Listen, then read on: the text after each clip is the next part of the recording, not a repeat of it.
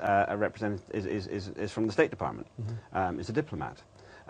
So does this mean, did this represent the ultimate victory of the Pentagon over the State Department and the ultimate triumph of the America's military machine in terms of its control or influence over American foreign policy? Or did it mean that the military was beginning to say, hang on a minute, we actually need to be, to work in a more creative way? It isn't just... Now, there's all sorts of ways of looking at that. For example, I mean, America knows perfectly well that it cannot... It knows what happened in Somalia. Somalia had a huge scarring effect in '93, had a huge scarring effect on America's attitude.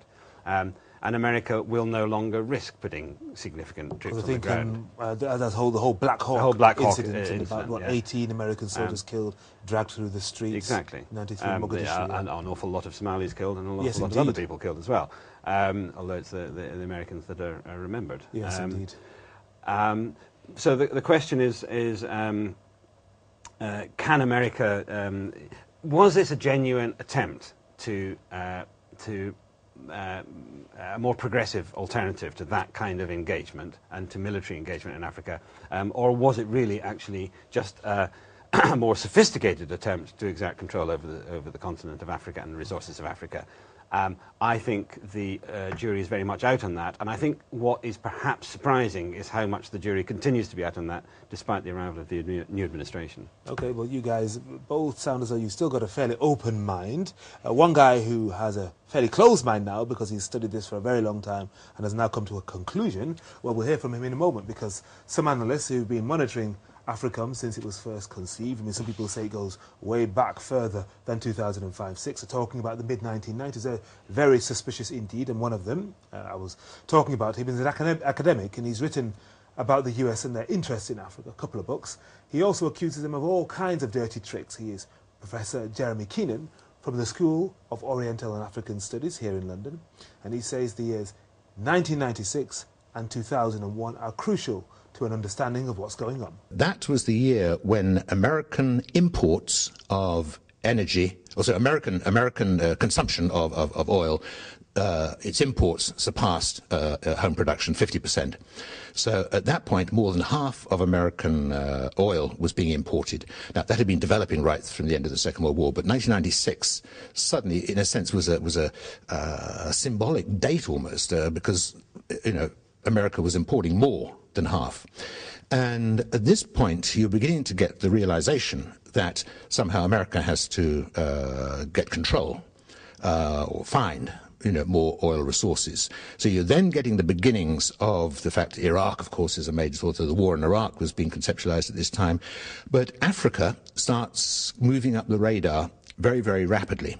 I should say, of course, that the American command has always denied this, but it's absolutely totally true. How do we know it's absolutely totally true? Because if we see one of the first things that Bush did when he came into power was to draw up and ask Cheney to draw up a report on Americans' oil situation. It's known as the Cheney Report. It's got a more longer technical name. That was published in May 2001. And that report had been more or less prepared because it was just drawing on American data. And it had some pretty horrific figures about American energy supplies and so forth. And what it focused on was the importance of Africa as not a new, but a rapidly developing source of oil that would meet the American market for lots of very particular reasons. One is that oil is quite a technically complex process, different types of oil, sweet and sour and this sort of stuff. But the oil coming out of the West African Gulf region was the best quality oil, and it fitted the American refinery system. So it was the right sort of oil. It was also in the right place. It was close across the Atlantic. It was in a relatively protected area, if you like, peaceful compared to the Gulf, which is highly volatile and so forth. So Africa, particularly Nigeria, but moving down and along the coast and inland, became, if you like, an area as a new American sort of resource center. And of course, there are other things in Africa as well, not just oil, which were attractive to America. Also, of course, there was the beginning threat, if you like, of Chinese expansion or financial expansion of financial interests into Africa, competing for African resources. So it's that combination of things really to get securitize, to militarize the continent, to get control, or more secured control of access to America's new oil supplies. And that is really the roots of AFRICOM. There are other dimensions to it, of course, but this was the real driver, which we can trace at least to 1996 in these levels of thinking. But why is 9/11 so important? Because if you're going to try and secure the African continent, bearing in mind that America does things in a military sort of manner, how are you going to legitimize this? How are you going to justify this? It's a bit tricky, sort of saying we're going to put American military in. This is crucial, isn't it? Because, I mean, people tend to associate AFRICOM with the US military in Africa, and you're saying the roots of it are actually based in America's search for more secure supplies of oil. Absolutely. So America will deny that. Now, of course, they can't because there's so many documents confirming it. So this is behind it.